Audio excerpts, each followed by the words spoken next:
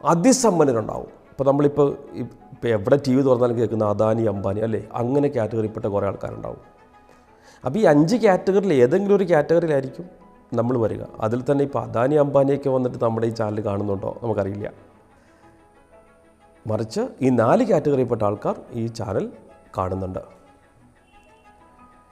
ഈ 4 കാറ്റഗറിയിലും financial planning ആവശ്യമാണ്. ഇവിടെ വീണ്ടും പഴയ ചോദ്യം വരും. ഞാൻ നേരത്തെ പറഞ്ഞ ഏറ്റവും താഴെ തട്ടിൽ കിടക്കുന്ന കാറ്റഗറിയിൽപ്പെട്ടവർ അവരും ഈ ചാനൽ കാണുന്നുണ്ട്. ഞാൻ അവരോട് എപ്പോഴും പറയാറുണ്ട്, ഇത് നിങ്ങളുടെ ഇപ്പോഴത്തെ സമയത്തെ അവസ്ഥയാണ്. ജീവിതത്തിൻ്റെ വഴിയിൽ പലരും പല കയറ്റിറക്കലിലൂടെ കടന്നു പോകും.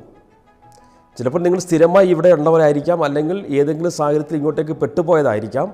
എന്തു തന്നെയായാലും ഇത് കടന്നു പോകും. നമ്മൾ ഇവിടെ തന്നെ സ്ഥിരമായി കിടക്കാനല്ല ഈ ചാനൽ വന്നിരിക്കുന്നത്, ഇവിടുന്ന് മേപ്പോട്ട് കയറാനാണ്. അതുകൊണ്ട് ഇപ്പോഴത്തെ അവസ്ഥയെക്കുറിച്ച് പരിതപിക്കുകയൊന്നും വേണ്ട, അതവിടെ നിൽക്കട്ടെ.